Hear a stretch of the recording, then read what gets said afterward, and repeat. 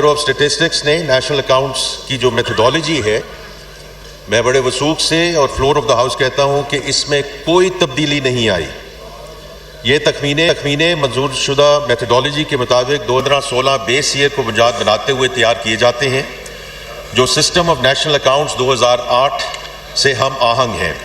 تو جب بھی معزز اراکین مجھے کہیں گے، بلکہ میں خود ان کو وہ لنکس بھجوا دوں گا تاکہ وہ لنکس جو ہیں جو موجود ہیں وہ اس کو دیکھ بھی لیں۔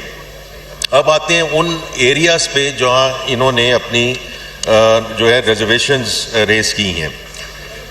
دیکھیں sir, real G D P growth جو ہے وہ معاشی سرگرمیوں میں ہونے والی تبدیلی کو، قیمتوں میں تبدیلی کے اثرات کو اس کے بیس ایئر پر ایڈجسٹ کر کے پھر اس کو ناپتی ہے۔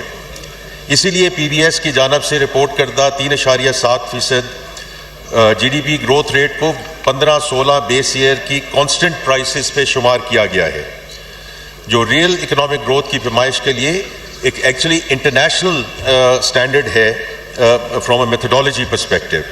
اچھا، یہ جو اعداد و شمار ہیں یہ نیشنل اکاؤنٹس کمیٹی کے اجلاس میں جاری کیے گئے تھے۔